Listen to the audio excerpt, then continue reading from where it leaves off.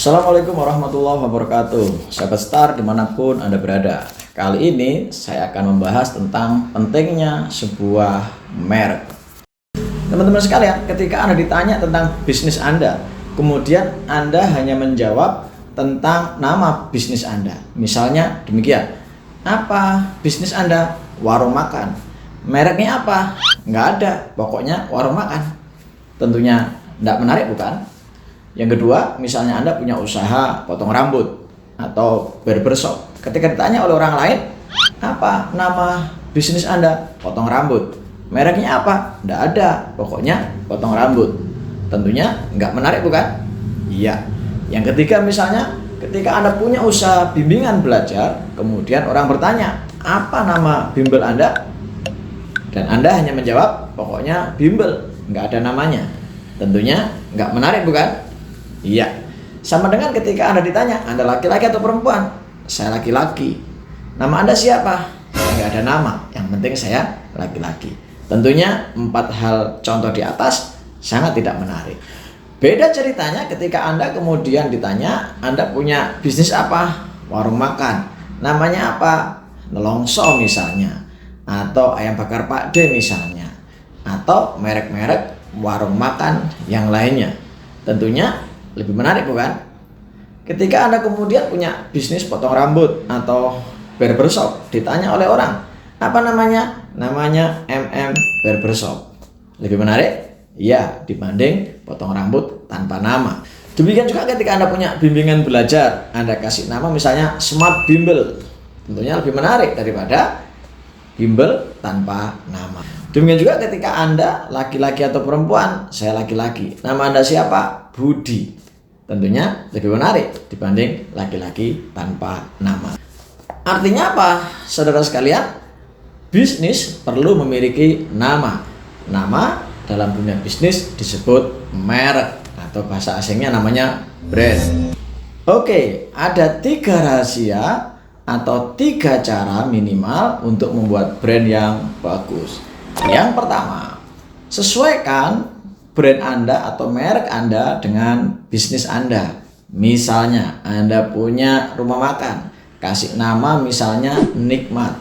Tentunya lebih pas dibanding rumah makan namanya Rapi. Contoh lain misalnya Anda punya barbershop misalnya, Anda kasih nama Rapi Barbershop. Tentunya lebih pas dibanding kemudian Anda punya barbershop, Anda kasih nama Nikmat Barbershop. Berikutnya, Anda punya lembaga konsultan atau lembaga training misalnya, Anda kasih nama Star misalnya. Tentunya lebih menarik dibanding Anda punya lembaga konsultan atau training, Anda kasih nama misalnya Sedap. Tidak menarik, bukan? Jadi rahasia pertama adalah sesuaikan merek Anda atau brand Anda dengan produk Anda, sehingga asosiasi yang tertangkap oleh customer nyambung, kawan-kawan sekalian. Jangan sampai misalnya orang mau potong rambut kemudian ditanya, mau potong rambut di mana? Nikmat Potong Rambut. Tentunya nggak nyaman, bukan? Asosiasinya jadi beda, persepsinya jadi beda. Lain ceritanya ketika ditanya mau potong rambut di mana? Rapi Barbershop atau Rapi Potong Rambut. Tentunya lebih pas. Mungkin Anda bertanya, Pak, bagaimana dengan nama-nama yang tidak sesuai dengan produknya? Ya, itu pembahasan yang lain. Artinya ketika Anda masih belum memiliki merek, Anda pastikan merek Anda nyambung dengan produk Anda. Contohnya apa, Pak? Merek yang tidak nyambung dengan produknya. Ya, contohnya yang sempat viral dan sampai sekarang masih viral, contohnya Nelongso. Ayam goreng Nelongso. Merek Nelongso tentunya tidak mewakili nama sebuah rumah makan. Mungkin pasnya nama sebuah sinetron atau nama sebuah lagu, judul sinetron atau judul lagu.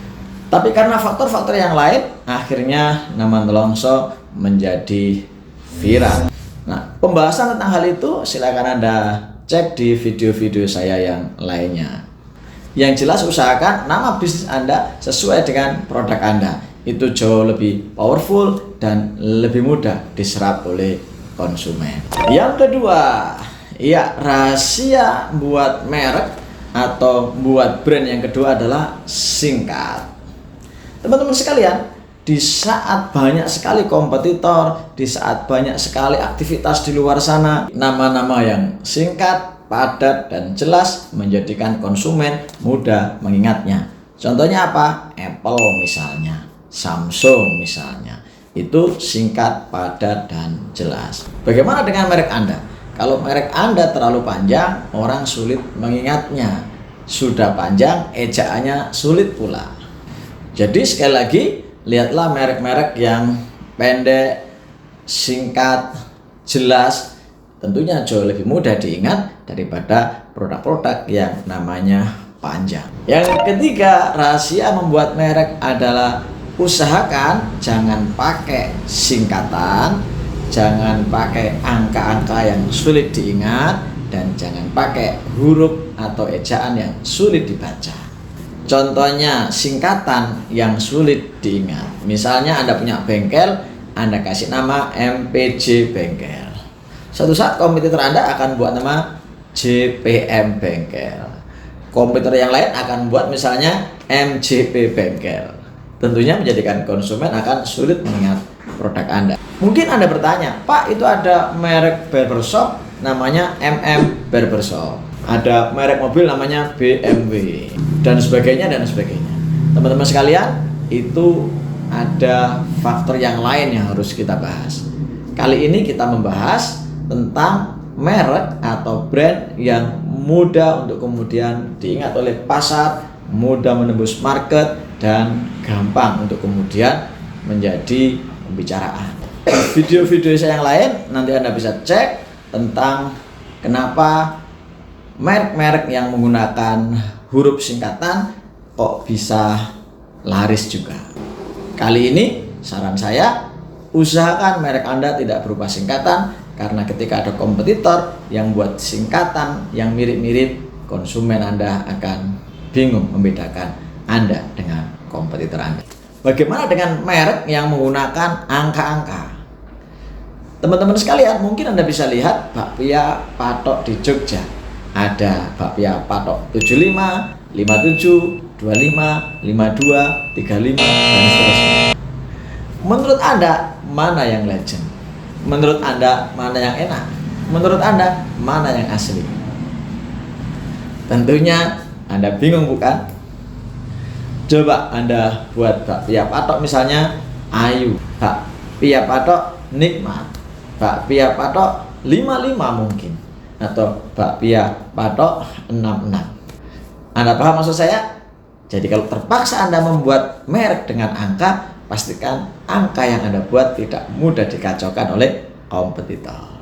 Tapi saran saya, usahakan Anda membuat merek tanpa angka. Berikutnya adalah merek dengan ejaan atau kalimat yang sulit dieja. Kadang kelihatannya keren, tapi menjadikan konsumen sulit mengejanya, sehingga sulit menyampaikan ke konsumen yang lainnya. Andai Anda pakai bahasa asing, gunakan bahasa asing yang mudah dieja, mudah diingat, dan mudah untuk kemudian disebarkan oleh konsumen fanatik Anda. Nah, itu 3 rahasia yang paling mendasar tentang cara membuat merek atau brand. Untuk selengkapnya bisa Anda temukan pembahasan tentang branding, marketing, dan selling di buku saya ini yang berjudul Nilai 5. Sampai jumpa di vlog saya berikutnya. Salam Star. Assalamualaikum warahmatullahi wabarakatuh.